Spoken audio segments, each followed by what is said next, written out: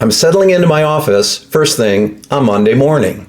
Sue, my administrative assistant, pokes in. Mike wants to see you in his office right away, Phil. That's weird, I thought. Mike's my boss, so okay, I head on down to see what's up. I step into Mike's office, and at his desk is Janet, the corporate VP of HR, sitting there with him. Close the door behind you, Mike says. This can't be good. I sit down at Mike's desk, and he turns his computer screen in my direction. We have a problem. Watch this. Oh my goodness, I said. What the hell? Hi, I'm Phil Coerper, Managing Director of Ringling Business Solutions. In this episode of the CEO's Field Manual, we'll look at a company Christmas party gone wrong and the best company picnic ever. What is it about company Christmas parties that tends to bring out the crazy in some employees? I mean, you'd think it'd be a quietly appropriate event. We all get a chance to celebrate, get to know each other a bit better. Not so much in my experience.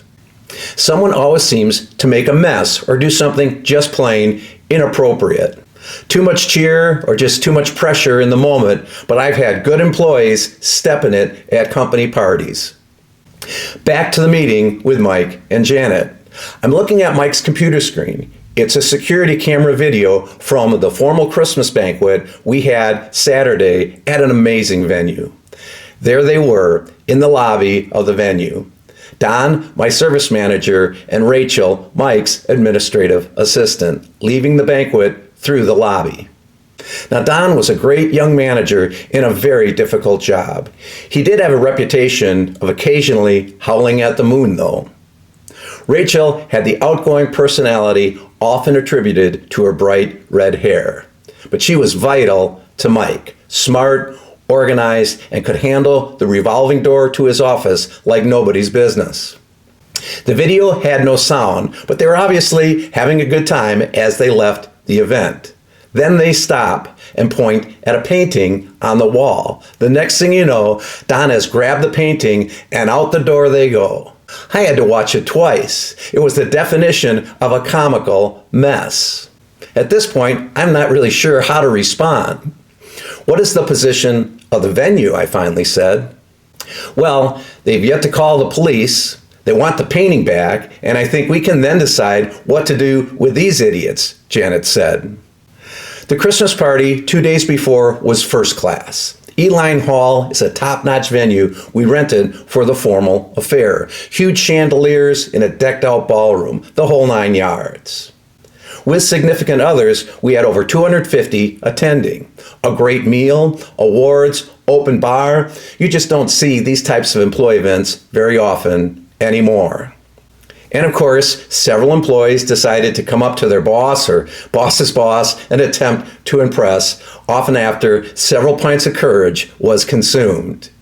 Safety tip here, try not to be the person your executive remembers from a company party for the wrong reasons. All that said, it was a great event, and on the way home I told my wife, well, no one really made a mess for themselves this time. That's progress.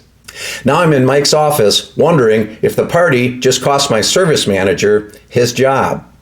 I look at Janet and ask, what are our range of options here? She started to answer, but Mike chimed in. All I know is I'm not losing Rachel over this, he said. That probably saved Don. Had it just been him and a few other general employees, he'd been toast. Now that Rachel had cover, he'd get some shade too. Write-ups, suspensions without pay, and probationary period is the minimum I can live with, Janet said as she stood to leave. And get the damn painting back to the venue today. As she walked out, she muttered, I wish we had an office in Siberia. I looked at Mike with a combination of anger and disbelief. Mike looked like he wasn't sure if he should take a pee or wind his watch. We both just shook our heads, breaking out laughing at the absurdity of the whole situation. And I turned to go suspend my service manager. I asked Don what the hell he was thinking, but did not bother to wait for his answer. He was lucky to have a job, and he knew it. Assign your assistant Mark to run things for the next week. Stop by HR and go home, I said. and get that painting to HR now, and I mean now." He looked like he was going to say something, but just looked down and walked out the door.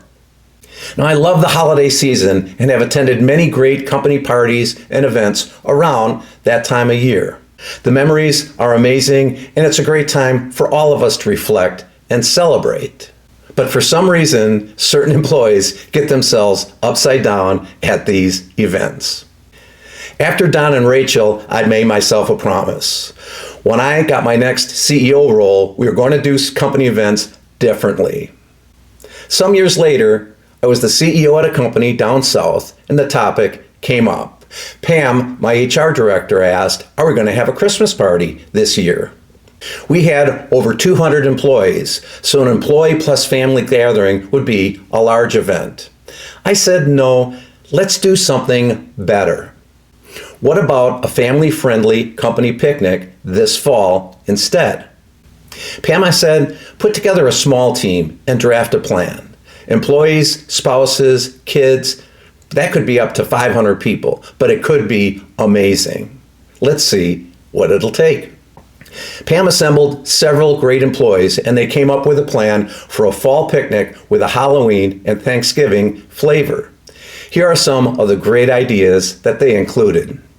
The venue was a large park with a huge tent for the meal and awards. They had raffles with big prizes, including flat screen TVs and other things that would be amazing for the employees to win. There were many drawings with prizes throughout the day. They had pumpkin carving contests, water balloon toss contests, tag team races, lots of kids' events. We ended up having over 450 attend, and Pam's team did an amazing job. The many employees participated in planning and support also did great. The kids and families, though, that was the payoff. Now, at that point, I'm a middle-aged white male in a southern town that is over 60% African American, and that's the same mix of our employee base. Many of our rank and file employees were working class folks. It was not unusual for me to talk to a factory worker who was headed to a second job after their shift. So if you think working class people don't work very hard or are lazy, you are so wrong. What was also cool at the picnic was the family dynamics of Southern culture. These kids were so polite. They looked you in the eye when they spoke to you. They were well dressed and respectful. And Mama was there to supervise if they did not meet her expectations. A lesson there as well. Coming home, I thought that was the best company event ever. Employee planned and run, family centric, and amazing vibes. That's the way to do it. One of the best examples of leadership at a company event that I've witnessed wasn't my own. I was visiting a manufacturing facility with Scott, our parent company's CEO. Scott was new to the CEO spot and was a very tough person to work for. He was demanding and borderline arrogant. He ruffled many feathers right out of the gate. But he cared, and I found him to be a hard but very good coach. We visited a fairly large plant with over 250 of our workers. We walked the plant and met with the leadership team for most of the morning. At Scott's request, a cookout lunch with hamburgers and barbecue was set up outside for the employees. Now, Scott did much more than attend the event. He walked the line of employees, asking their name, a bit about them, what they did, and personally thanking all of them. Every employee, personal thanks, and he meant it. He appreciated their hard work. He also helped cook and serve the meals. I thought at the time, now that's what leadership looks like. This episode has some good takeaways under the surface. First, company events are more than a social obligation. They are a critical leadership opportunity for you. How you show up tells people everything about how you value them. If you're a corporate CEO visiting a remote plant or office, every move you make will be noticed. Be genuine and take advantage of that. Now, earlier, I kind of picked on some employees who approached the boss a bit overserved, but it's worth giving them some grace. For many general employees, approaching the CEO and starting a conversation is a high-stress move. Secondly, employee planned events are almost always outperforming executive planned ones. Pam's team produced something much more impactful than I could have imagined. I also learned that as long as the company is doing well, let the employees go big on these events and let them come up with their own way of doing them. The cultural upsides provide huge returns. Third is Scott's hamburger line lesson. Personal appreciation at scale is a powerful leadership skill. Demanding executives who know how to show genuine gratitude create lasting loyalty. Since then, when I tour a plant or office, I add hours to the timeline so I can take my time and personally meet everyone we encounter. It's fun, you learn much more than you may imagine, and you leave a lasting impression on the individuals you meet. There are many opportunities to bring your team or entire company together for an event. Employee roundtables, town halls, parties, picnics, you name it. These are all unique opportunities for leadership and culture building.